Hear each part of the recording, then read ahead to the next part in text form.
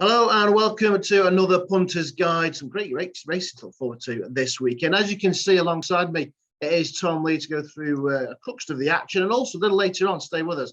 We're going to get the thoughts of Grand National winning jockey and Cheltenham Festival winning pilot as well, Ryan Mania. We're going to talk a bit of Cheltenham and get his view on his 4 rides at Kelso this weekend. But we're going to start with Tom. And you know what, Tom, it's nice to see a fair few runners in action this weekend, isn't it, after being blighted by small fields?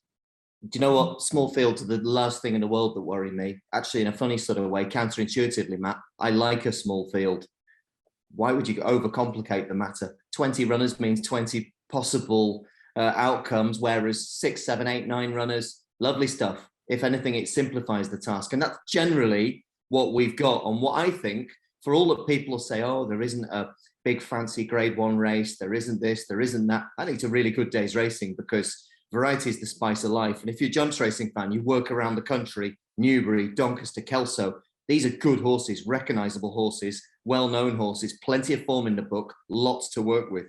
Yeah, we'll come to Kelso shortly because it is their big day. We're going to start at Newbury with the 115. And look, we love these veterans. It's been a great addition to the book as the programme, but the veteran series. 8 of them set to go here, and a couple of real decent graded performers in ASO and Puerto Rico. Well, don't forget, you started about talking about Cheltenham. Of course, this time last year, ASO was limbering up for a tilt at the Cheltenham Gold Cup, for heaven's sake. All right, that was probably overambitious based on what we know now, and he's getting a bit long in the tooth, but perfect. We love the golden oldies, the veterans chases. Don't forget, ASO himself went off 7-2 for the veterans final at Sandown Park, Matt. That was a race won by the reopposing Prime Venture. But if you were drawn to Prime Venture on that, don't forget, only 7 days ago, he ran an absolute stinker over hurdles at Chepstow. So I don't know what to make of him. The one I'm drawn to is a horse who was second at another of this weekend's tracks, Doncaster, back in December. Here he is at Newbury. That's number 2, Puerto Rico. Not a big or much celebrated stable, but the Gretons do a good job. And this lad ran very well, I thought, the last day at Cheltenham in a Grade 2 race that you'll have seen, won by Chantry House. And if you think this is definitely an easier assignment, he's now rated 139, which certainly is competitive from.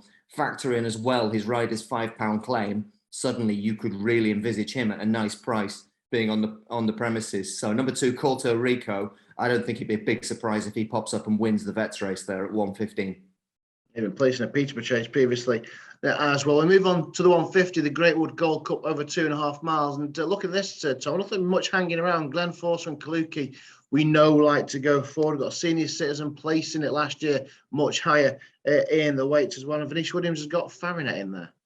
Oh, has she? We'll deal with him in a minute because you mentioned old Glenn Forster. He's 10 years of age now, but he popped up and won all right, probably wasn't a great race, but nonetheless, confidence restored, winning at Musselburgh in that conditional jockeys vets race the last day. Dublin 4 is interesting. Note that Fergal O'Brien, when he got hold of him, won with him first time out. The problem with his profile is that I'm sure, again, plenty of you will recognise that he was still 6 lengths down when falling 2 out at Ludlow the last day. Would he have won that day? Probably not. Therefore, from the same mark, or at least a similar one, is there a question mark with confidence maybe dented? Whereas a horse who I think, particularly at today's distance, the Greatwood Gold Cup, 2.5 miles, number 8, Farinet, Venetia Williams having an excellent season. He was very well backed at Sandown Park a couple of weeks ago, clearly didn't stay the 3 miles. So the obvious solution surely is to come back to this intermediate trip. Let's not forget, he was sent off back at Cheltenham in December in the December Gold Cup. He was only 6.5 to 1, 13 to 2 for that race. What a weighty compliment that is for a horse of this quality. Either side of not getting the job done at Cheltenham, for one with less experience, Farinet won smoothly at Sandown Park. And this drop back to 2.5 miles, to me, is an obvious move. And you saw the way the money came from at Sandown Park the last day. I thought he'd win then. He ran out of petrol, basically. I don't think they'll miss twice. So Farinet to get back on the scoreboard, I think he's certainly one of the stronger bets of the day. I think the Greatwood will fall to Venetia Williams. Yeah, fingers crossed. And I'll be interested to see how the horses go as well. There was this story she wrote, wasn't in the Racing Post, about there's a bug in her yard, and with L'Homme Press and such others, Brave Siaska and things, looking ahead to the festival, Royal Pagaille. It'd be interesting to see how they go on this weekend with that little bit of concern in the background. I hear you, but if they're scoping dirty, or if they weren't showing much in their work, there isn't a 1% chance she'd be just sending them out for the crack to see what happens. They either scope clean or they scope dirty. There's no in between here. You can't be half pregnant, i.e., he's either straight to go or he isn't. And let's not also forget, Matt, you laugh, but I think it was roughly about 4 weeks ago. And as racing fans, as analysts, as pundits, as punters, we have awful short memories. Don't forget, it was only 3 or 4 weeks ago. People were saying, oh, Paul Nicholls, he's no winner, he's not a runner, he's going to have a little pause. All of a sudden, then bang, bang, bang, the winners start coming back in. It's forgotten in a heartbeat. When Faraday wins at 150 on Saturday afternoon, people will all say, problem, what problem? Yeah, we can also level that at Emmett Mullins with a very timely winner yesterday, just a week and a half to the festival. Right, let's head to Doncaster then. This novice hurdle at 220 for the mares. I mean, obviously all the rage will be Get a Tonic. She's well in. Good performances the last twice. Are you with her or against her?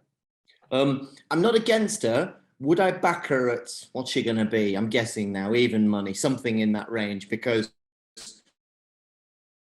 the one who's got the factory, she's in the Grade 2 mares novice hurdle at Cheltenham. She's the one who, and this isn't exclusive to her, but she's having her first crack at today's extended 3 miles after a win at Leicester, after a win at Uttoxeter, good third against the boys in a very hot race at Cheltenham at New Year, listed second at Warwick. She's top rated on a mark of 134, and you'd anticipate there's more to come at this trip.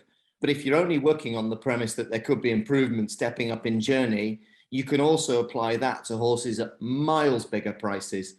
And there's one that did catch my eye. I've watched her win a couple of times this season. That's number 5, Holly Hartingo. Trainer Alistair Ralph in Bridgnorth in Shropshire, 24 winners for the season. That's a healthy tally for a relatively small stable. I remember when this filly was 20-1 and yet battled like a tiger to put her head in front at Ludlow. Then she went to Huntingdon and won at odds on. This is way, way harder. But visually, I just like the attitude, Matt. And it just strikes me that she might be each way value. Huge respect to Get a Tonic. She'd probably win. But at the prices, I love visually this battling aspect and improvement that's clearly still coming with this lightly raced Holly Hartingo. The way she clawed herself in front at Ludlow, the way she smoothly travelled through the race at Huntingdon, and the way she really seems to have this big engine. There could be way more to come. On ratings, she hasn't got a prayer. She's got a stone to find. But I don't think that's the accurate picture. Holly Hartingo could be a surprise package. Yeah, it's a nice one then for the 220. We're on to the 255, your 2-mile handicap chase. And this looks really competitive according to the betting. We've got the big bite in here. He'll be fancy. Gaelic Coast going for Donald McCain. We've got the old favourites, Bundoran as well, who's just been really consistent of late without getting his head in front. Yeah, listen, there's several alternatives here. You mentioned the big bite. 3 times he's run at this track. His form figures first, second. So absolutely no question. He's something of a Doncaster specialist there at Townmoor. Another point to note, and this will make you smile, but there's a very unusual jockey booking here. Look who's riding Cheddleton. Dara O'Keefe coming over to England for one ride. Doesn't tell the entire picture because Jenny Candlish, the trainer of Cheddleton, her partner is Alan O'Keefe. So I suspect there's a bit of a family link up there that's managed to entice Dara O'Keefe to come across for the one ride. But Cheddleton's been tough, solid, consistent, finds it hard to win. The big bite, we know, is a Doncaster lover. But down in trip, I've got quite a strong opinion here, Matt. And that's number 6, Gaelic Coast for the informed Donald McCain team. Second run since a wind operation. He's back on a winning mark of 137.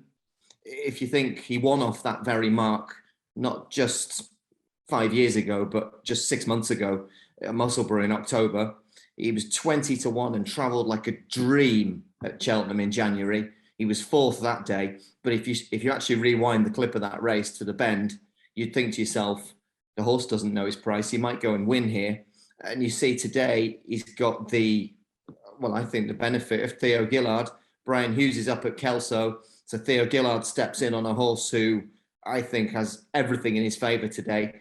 Drop in trip, given how strongly he travelled over further at Cheltenham last time with the wind up. Gillard on 26 winners for the season, -£3. McCain going great guns.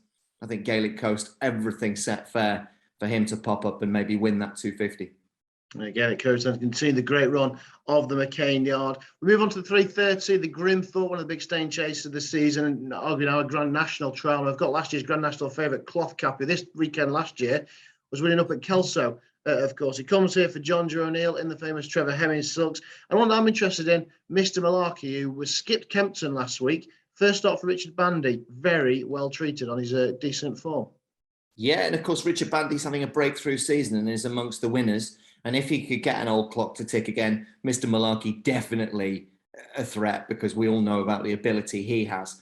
Cloth Cap, well, what is he now? 33-1 for the Aintree National. And yet this time last year, he was preparing to be sent off favourite. And of course, he won at Kelso on the corresponding weekend. Maybe not quite in the same heart. And of course, he refused last time out late on. So remains to be seen what kind of heart he's in. One I will give a mention to, and I know you were very good by not teasing me with it, but the horse who was second at this track last time out in the Sky Bet chase is my own sister's Storm Control, who's first and second in 2 runs at this track. What I will say, Matt, this is just about as far as he wants to go. He has won over 3 1/4 at Cheltenham, so he does stay the trip, but it is the absolute upper limit of his stamina. He's never won off a mark this high, but Darren McConville, Hills rider, Stephen McConville, the Northern Irish trainer's son, excellent value for his £10 claim. So what I would say is fingers crossed for a bold display. This will maybe surprise you, but to my eyes, I thought the big threat here, and of course, the heart says for me, Storm Control from a family perspective, the head, and I think perhaps if I had £1 in my pocket, I'm really drawn to a horse, and you might raise an eyebrow at this, but I'll give you some justification. What about number 7, Powerstown Park, for Sam Thomas and Jack Tudor? Unexposed at staying trips, big improvement since the former Gold Cup winning jockey on Denman back in 2008 has stepped him up to these 3 mile or so trips. If you think 2 recent wins at Hereford, lightly weighted in the context of today's race, and actually, even though in between times, you'll see that he's got a less familiar digit against his name with that non-completion at Market Raisin on Boxing Day. Actually, he ran very, very well for a long way there. And it was probably only the last, 3 furlongs where he waved the white flag. So 3 1/4 miles on a track of this nature, lightweight against older, more exposed horses.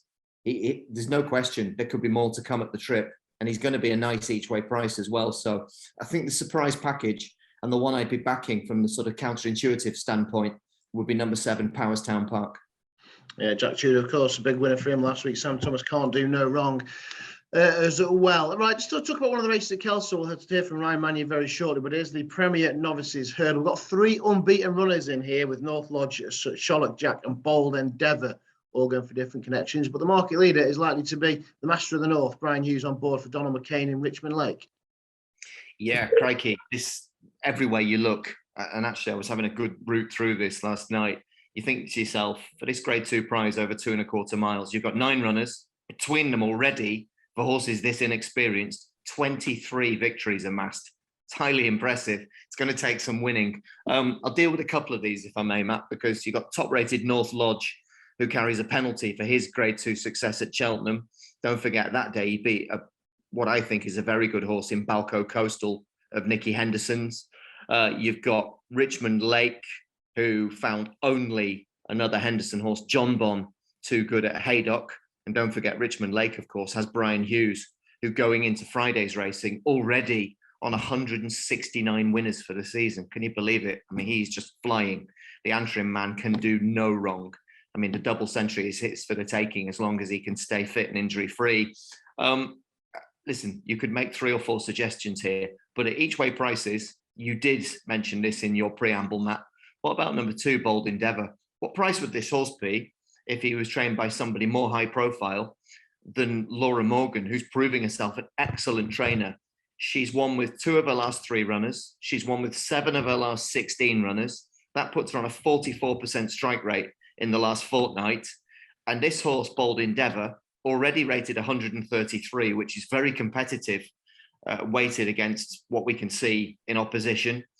And I like the way he's gone about his business, because he won a bumper in Sedgefield. She took him back to Sedgefield to win over hurdles first time, then to Wetherby. And actually, unlike, for example, North Lodge, unlike Richmond Lake, this guy has no festival entry. This could be his big target, maybe en route actually not to Cheltenham, but to Aintree, which based upon the fact that she sends him to the likes of Wetherby, somewhere like Aintree might turn out to be his track, and he could be a really good spring horse, having had only the 3 starts so far. So I think there's lots and lots of angles here, but I think at the prices for the bang-in form, and she is absolutely flying at the moment, Laura Morgan, good luck to her. I think at the prices, number 2, Bold Endeavour, might be the one who could claim a couple of big scalps and win the Premier Novices Hurdle, the Grade 2. Maintain his unbeaten record. So there's 6 of the races to look forward to this weekend. So what will be your idea of a strongest bet on the cards? Mindful of what you said, and I think it's a very good point about this little question mark about the stable form for Venetia Williams. I'm a big Faraday fan, so definitely be backing him in the 150 Newbury. There are less doubts and even more positives in the 250 Doncaster about number 6, Gaelic Coast. So I think Faraday and Gaelic Coast, I'll be backing those two singles and a double, hopefully to get the weekend expenses. Brilliant stuff. Fantastic there from Tom. Thanks to Tom for joining us, but don't go anywhere because now we're going to get the thoughts of Ryan Mania on the rest of that Kelso card, including 4 decent rides for him at the Borders track. Ryan, you got a book of 4 rides. We'll start in the Tour of Fire with Democratic Oath. Last seen out pulling up at all well with him now. Oh, well, he had a really good first run of the season over fences, where he was, I think he was about £11 wrong with the weights, and he ran a really good race. And then God knows what happened last time, but we've decided that it's too late to go and win a novice chase with him now. So he's gone back over hurdles, and seems very well at home. It's a very competitive race, but hopefully he can go and run a good race. And I think he's heading for the Scottish national meeting for a big hurdle there. So this is kind of a prep run because he hasn't run for a while, but hopefully he can run a good race. We move on to one of your favourites, Dingo Dollar as well. He had a choice of entries this weekend. He's not been seen out since finishing 3rd in a rehearsal chase. That just worked out quite nicely. Yeah, well, I mean, that was a cracking run in the rehearsal. It really was. And I warned him then. I said, we're getting into the realms of running him on soft ground, which he didn't like. And I said, if he ran a couple of bad races, we'd end up too low to get in the Grand National, which is his target.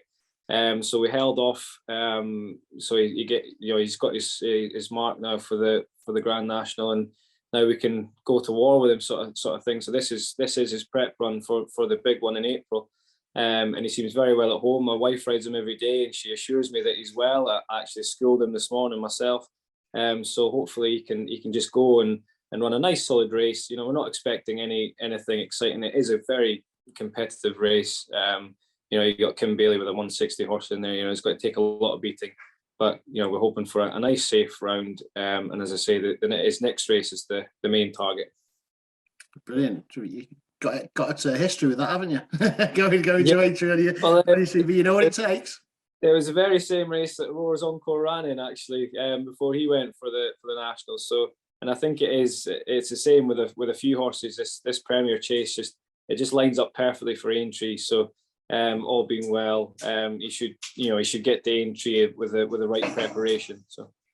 I mean, it's the feature day, Kelso. You haven't got a ride in the Moor Battle Hurdle. We've got a former Judge Champion hurdler, Bouvardere, coming up north to tackle like some Metier. There's lots of Southern raiders in the Moor Battle this year. Do you know, I don't fancy Bouvardere at all. I think he's going to need the run. He's carrying top weight, and there's a fair few nice horses, as you say, underneath him carrying less weight with Metier and the likes. It's a really fascinating race, and what a great race for Kelso to have on. I mean, that's going to have people watching that race from Kelso all over the place. There's some serious horses in it. Certainly is. Anything you'd like to be riding if you wasn't to be, if you're not in there, if you want to ride? Well, I'd still say I'd want to ride Bouvardere. As much as I don't think he's got a chance, I still would love to ride him. Because he is. I mean, what a legend of a horse he's been, and I'd love to think you'd love to see him back, firing. I'm assuming they'll be going to Aintree with him, but yeah, so he'd certainly be my pick. I just don't think it's going to be his day this weekend. Yeah, he's like sitting on a Ferrari, I'm sure. We'll move on to the 343. You're on Seemorelights, who was a winner a couple of starts back at Ayr. Yeah, he's quite a tricky horse, actually. He wears his heart on his sleeve. He's always at home. He does everything at 100 miles an hour, and he's a same at the racecourse. Originally, we used to think that he wanted 3 miles, and he was running over a trip and not getting home. So I said, look, well, sticking back to 2, and on heavy ground, which he needs. And as you say, 2 starts ago he won, and he won really well, and then he ran really well last time, carrying a lot of weight. So hopefully, Kelso will suit him. He has got course form. So hoping for a really nice run from him. He's slightly up in grade, but I feel like he has got a lot of ability. The only thing that is against us is the ground. It's probably not going to be soft enough. But look, we've got to take our chance. Yeah, fingers crossed for that one. And the fourth and final ride of the day is 4th of July, who has won twice. He's not got a great strike rate, but you're the only jockey to have won on him twice, including this race last year. Yeah, look, he's going in there a fresh horse, which could be slightly against him. He is a horse that's better off the back of a couple of runs. He's quite stuffy. He can need the run, but no doubt Mike Smith will have him in tip-top order. And he goes there. He does go there with a realistic chance, but I think he is a spring summer type of horse, and that's probably what he's gearing up towards. As I say, he's not ran for a little while again, so we're hopeful for a good run, but I'd say he might just come on for it a little bit. Only Brian Hughes has ridden more winners than you at Kelso, but you've got the better strike rate from less rides. So, what would be your best chance at the Borders track on Saturday afternoon? I'd have to be Seemorelights, I would think. He probably goes there in the best sort of form, and I think he's probably got the best chance. Whilst all 4 of them could realistically run into a place, if they all put their best foot forward. So look, it's looking forward to it. It's a nice day with some nice rides, regardless of what happens. And as I say, it's a very big competitive meeting, which is what happens when you put a lot of good prize money on and a lot of good racing. So we'll take what we can get from it. Before we talk about a couple of stable favourites or your favourites, just rewind to last weekend and winning the Ida. What was that like for Christian Williams? It was a first leg of a big race, double in 15 minutes for him. Yeah, it was a great half an hour for Christian Williams, and great for me. I mean, it was a last minute booking. Once I met the owners at the races, they said they were fans of mine. I don't know how. I don't think they planned to have me riding a horse, but what I'm saying, I think they were quite happy for me to be riding the horse. And last minute booking, as I say. So I'd spoken to Nick Schofield, who'd won on a couple of times before, and spoken to Christian, and they were great at giving me enough information that I knew enough about the horse. And I mean, they had her absolutely primed and ready. I mean, she jumped and travelled, never missed a beat, and saw the 4 miles out like really, really well. And yeah, what a nice little spare to get.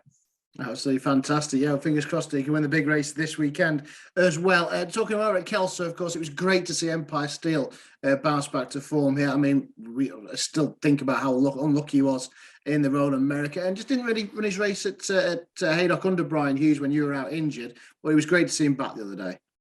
Yeah, well, I've since told Brian Hughes that he just clearly doesn't get on with the horse, and so he just needs to leave me riding it. But unfortunately, I was injured that day, and he had to go. It was a perfect race for him to run the Peter Marsh. Unfortunately, he just didn't fire. The back at his favourite track, Kelso, ran a hell of a race to win. Was never really in doubt. Let's not be mistaken. This horse has got a lot of ability, and I should think that in the not too distant future he'll be rated up into the 150s at some point. But where we go next is the problem when you got a horse rated at what he is, and you kind of have to decide where you go and what you're doing. He's entered in the Ultima at Cheltenham. That would be where I'd be keen to go. Also talk of the Scottish National and the likes. So yeah, it's a head scratcher, but it's a nice problem to have. As I say, he's a horse with a lot of ability, and again, he's been very young and immature. So even after another summer on his back, he'll be an even nicer horse next year. Oh, considering he slammed a Gold Cup challenger by 40 lengths, I know we take it with a pinch of salt, that form. He's definitely a horse on the up. And the fact is, like you say, another summer his back will be better next year. Are we talking graded races next year? I think we'd have to be, yeah, definitely. We're on the verge of that at the moment, because I remember even last year we ran him in the Grade 1 novice at Aintree, because I genuinely thought he was good enough. and he jumped and travelled with them for a good while until he actually came back a little bit lame that day. Like, we still haven't found out what it was, but I'd say it's mostly down to growing problems. Just you put a muscle out or something like that. So we've always thought a lot of him since then, and certainly we may step up into graded races this year, but it certainly will be next year. As I say, I think there'll be even more improvement, and I love the way that he's being handled so far by the owner and the trainer, because it's just slowly. There's no panic for him. We want to get it right, want to get the races right, and just really look after him, and then hopefully it'll pay dividends in the next couple of years. Yeah, fingers crossed there's a nice prize in him. And we could probably say the same thing about Doyen Breed, another one who's been brought along quite steadily, a cracking second in the Reynolstown at Ascot last time. Yeah, two very talented horses, but two very different horses. Doyen Breed, like, you could probably run him every week. Like, he takes his racing and he takes his work. He's a real hardy type. The only thing he doesn't really like is soft ground. So that his run at Ascot last time was really, really good, because it was heavy ground. He didn't travel for a circuit, and I genuinely thought I was going to pull up going past the stands first time, and then we turned down the hill and he got going a bit, and he just absolutely grinded it out. And so that was a real good performance. I stressed to Sandy that I really wanted to look after him this year, because at the start of the season we didn't actually think he'd make a chaser, because he had a bad stone session at the very start of the year, and it wasn't until we found a nice race at Hexham we thought, oh, we'll give him a go, we'll just see what happens.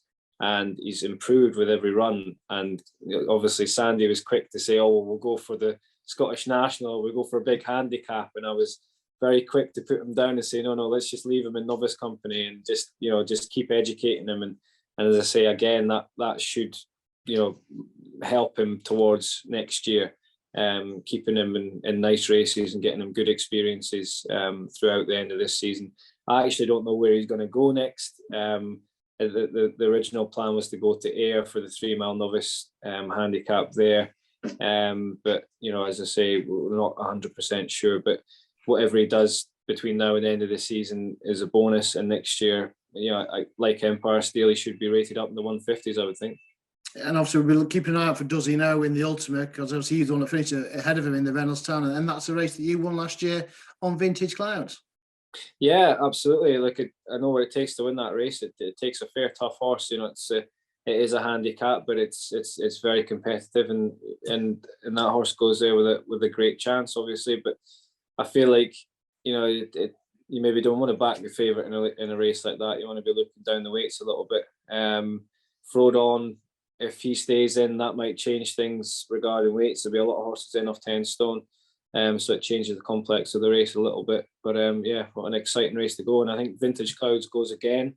This is his last season. They have come out and said it's his last season, so he'll have a crack at that, and then a crack at the Scottish National, I believe, all being well. So hopefully if Empire Steel doesn't go, I can get the leg back up in Vintage Clouds and have another crack at him. Oh, fingers crossed. One horse that isn't going there is I Right, who's obviously going for gold. A brave decision from Harriet Graham and Gary Rutherford. Connections you've ridden a couple of winners for this season. Yeah, I've ridden a few winners for them. I think they're a very, very good partnership. Obviously, the name has just changed to Harriet and Gary, but Gary's been there the whole time in the background and doing the work. And so it's great that Harriet's recognised that and brought him onto the licence. They are a partnership that's doing really, really well, and I think it's great that they're going for the Gold Cup with I Right. I didn't think for a minute that he would carry the weight in the Ultima. He did that last year. He ran a good race in third last year behind Vintage Clouds, but it's a big ask to go and carry weight around there again this year. So I think if you've got a horse good enough, why not try the Gold Cup? Absolutely, it's great, and it's great for Scotland and great for the North that they're going down there with, it's an outsider's chance, but it's a realistic chance of being in the first 3 or 4. So yeah, it's great. Yeah, fingers crossed it will be a real fillip for the North. They can certainly hit the frame. Right, brilliant, right. And thanks for joining us. Great to have you on board. Looking ahead to the action at Kelso this weekend. Fingers crossed for a bit of luck for you. Thanks for watching. Thanks for Tom Lee. Joins us earlier as well to preview Newbury and Doncaster. We'll be back in this weekend. As always, best of luck.